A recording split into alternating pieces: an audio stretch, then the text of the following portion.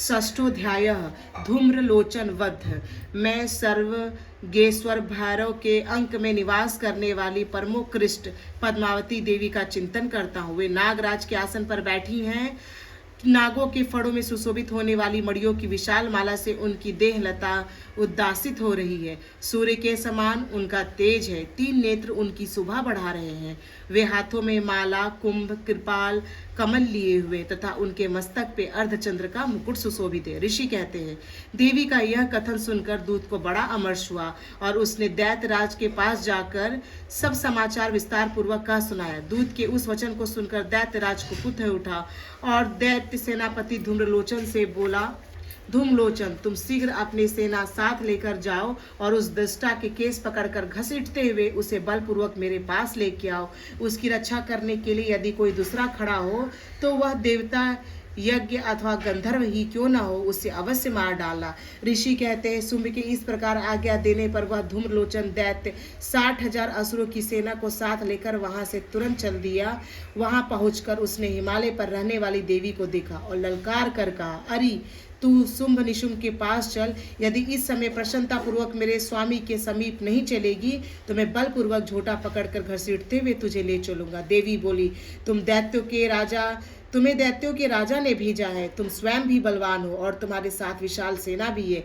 ऐसी दशा में यदि मुझे बलपूर्वक ले चलोगे तो मैं तुम्हारा क्या कर सकती हूँ। ऋषि कहते हैं, देवी के यो कहने पर असुर धूम्रलोचन उनकी ओर दौड़ा। तब अंबिका ने हुम शब्द के उच्चारण से उसे भस्म कर दिया। फिर तो क्रोध में भरी हुई दैत्यों की विशाल सेना और अंबिका ने एक दूसरे पर तीखे सहायकों, शक्तियों तथा फरसों की वर्षा आरंभ की।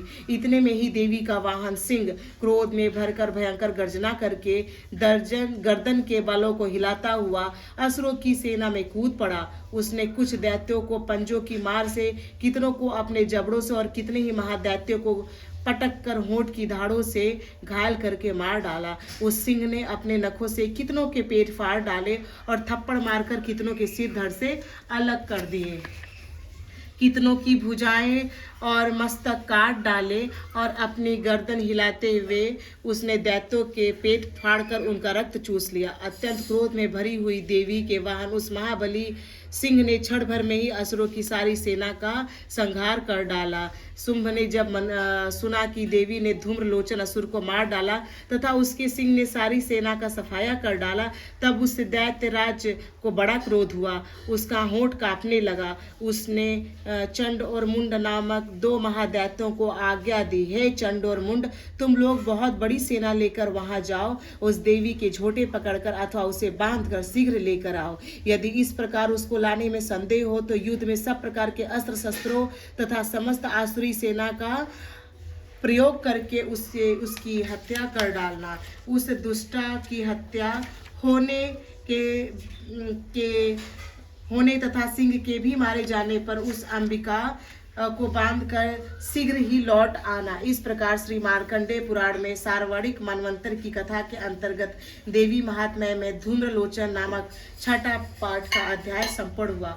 बोलो जय माता दी। सप्तोध्यायः चंड और मुंड का वध। मैं मातंगी देवी का ध्यान करता हूँ। रत्नमय सिंहासन पर बैठकर पढ़ते हुए तोते का मधुर शब्द सुन रही हूँ। उनके शरीर का वर्ण श्याम है। वे अपना एक पैर कमल पर रखे हुए हैं और मस्तक पर अर्धचंद्र धारण करती हैं। वे अपना कहार पुष्पों की माल धारण किए वीणा बजाती हैं। उनके अंग में कसी हुई चोली शोभा पा रही है। वे लाल रंग की साड़ी पहने हाथ में शंखमय पात्र लिए हुए हैं। उनके वंदरवार मधु का हल्का हल्का प्रभाव जान पड़ता है और ललाट में बिंदी शोभा दे रही है। ऋषि कहते हैं, तदंतर शुंभ की आज्ञा पाकर वे चंड मुंड आदि दैत्य चतुंगड़ी सेना के साथ अस्त्र शस्त्रों से सुसज्जित हो चल दिए। फिर गिरिराज हिमालय के स्वर्णमय उच्चे शिखर पर पहुंचकर उन्होंने देवी पर को बैठी देखा। वे मंद मंद मुस्कुरा रही थी। उन्हें देखकर दैत्य लोग तत्परता से पकड़ने का उद्योग करने लगे। किसी ने धनुष तान लिया, किसी ने तलवार संभाली और कुछ लोग देवी के पास आकर खड़े हो गए। तब अंबिका ने उन शत्रुओं के प्रति बड़ा क्रोध किया। उस समय क्रोध के कारण उनका मुख काला पड़ गया, ललाट में भौहें टेढ़ी हो गई और वहां से तुरंत विकराल मुखी काली प्रकट हुई जो तलवार और पास लिए हुए थी। वे विचित्र खड्वांग धारण किए और चीते के चर्म की साड़ी पहनने पर नर मुंडों की माला से विभूषित थी। उनके शरीर का मांस सूख गया था, केवल हड्डियों का ढांचा था जिससे वे अत्यंत भयंकर जान पड़ती थी। उनका मुख बहुत विशाल था, जीभ लपलपाने के कारण वे और भी डरावनी प्रतीत होती थी। उनकी आंखें भीतर की ओर से धसी और कुछ लाल थी। वे अपने भयंकर गर्जना से संपूर्ण दिशाओं को गुंजा रही थी। बड़े बड़े दैत्यों का वध करती हुई वे कालिका देवी बड़े वेग से दैत्यों की उस सेना पर टूट पड़ी और उन सबको भक्षण करने लगी। वे पार्श्व रक्षकों, अंकुशधारी महावतों, योद्धाओं और घंटा सहित कितने ही हाथियों को एक ही हाथ से पकड़कर मुंह में डाल लेती थी। इस प्रकार घोड़े, रथ और सारथी के साथ रथी सैनिकों को मुंह में डालकर वे उन्हें बड़े भयानक रूप से चबा डालती थी। किसी के बाल पकड़ लेती थी, किसी का गला दबा देती थी, किसी को पैरों से कुचल डालती थी, किसी को छाती के में धक्के से मारकर गिरा डालती थी। वे असुरों के छोड़े हुए बड़े बड़े अस्त्र शस्त्र मुंह में पकड़ लेती थी और रोष में भरकर उनके दांतों से पीस डालती थी। काली ने बलवान एवं दुरात्म दैत्यों की वह सारी सेना रोंद डाली, खा डाली और कितनों को मार भगाया। कोई तलवार के घाट उतार गए, कोई खाडंगवांग से पीटे गए और कितने ही असुर दांतों के अग्रभाग से कुचले जाकर मृत्यु को प्राप्त हुए। इस प्रकार देवी ने असुरों की उस सारी सेना को क्षण भर में मार गिराया। यह देख चंड ने उन अत्यंत भयानक काली देवी की ओर दौड़ा तथा महादैत्य मुंड ने भी अत्यंत भयंकर बाणों की वर्षा से तथा हजारों बार चलाए हुए चक्रों से उन भयानक नेत्रों वाली देवी को आच्छादित कर दिया। वे अनेकों चक्र देवी के मुख में समाते हुए ऐसे जान पड़े मानो सूर्य के बहुतेरे मंडल बादलों के उदर में प्रवेश कर रहे हो। तब भयानक गर्जना करने वाली काली ने अत्यंत रोष में भरकर विकट अट्टहास किया।